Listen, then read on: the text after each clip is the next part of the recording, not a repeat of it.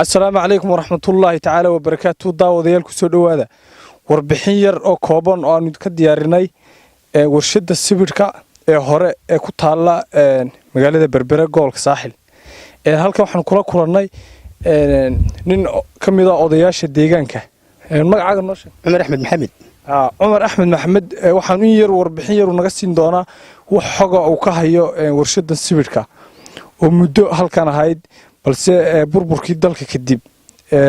aan la isticmaalin oo imika la rajeynayo in dib loo kiciyo warshada naga yar warbixin waxaad warkayso warbixinteedu de horta ay dheerkiyo soo aan shaqeynayso wax soo saarkeedu aad u wacan yahay laga qaxay dalkana si wacan bay wax ugu tareysay de imikana waxay rabtaa wax shaqeeyro aan farbadnayn marka aad iyo aad baa dalku de wax soo saarkeedu uga faa'iideysan jiray imikana loo rajeynaya marka sibirka halka laga keeni jiray sibirku burtan baa laga sameyn jiray burtan taagan halkeenna way taagan iyo sibirka laga sameyn jiray dawadii iyo qalabkan baa lagu dari jiray warshadina waa tan la geynay inoo muuqata waxay shaqeynaysay muddo ilaa 6 sano markaa 28 ilaa ay leeyahay kii shaqeynaysay si wacan oo wax soo saar wanaagsan wadanku ugu anfacsay markaa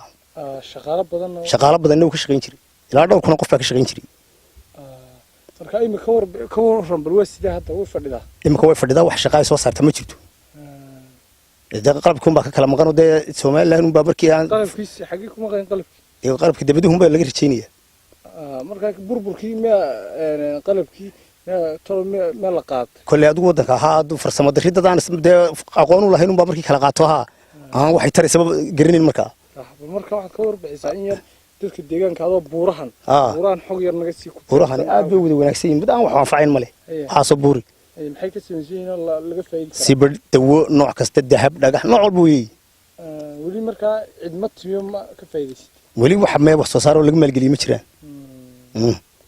marka imika toro warshada imika yaa jooga marka warshada imika wala ilaaliyo washmaana joogo de Soomaaliland gacanta ku haysa injineerka cali injineer uu joogaa inkii injineerka aan jira beriga hore gacanta ku hayay mas'uulka baa wax la soo celiyay in la kicinayo baasha ilaa intii wadanka ka mutigan dalka uu joogo ayadu haddana uu joogo saaxil iyo intan ku noolaa macaade mushaarka wala siyaa uu jooga iyadoo wata gumurtii sibirku baa iyada la yiraahdo caadi halkan waa halkii laga isticmaalay inta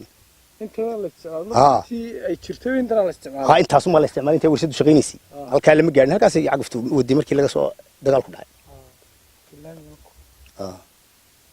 aad iyo aad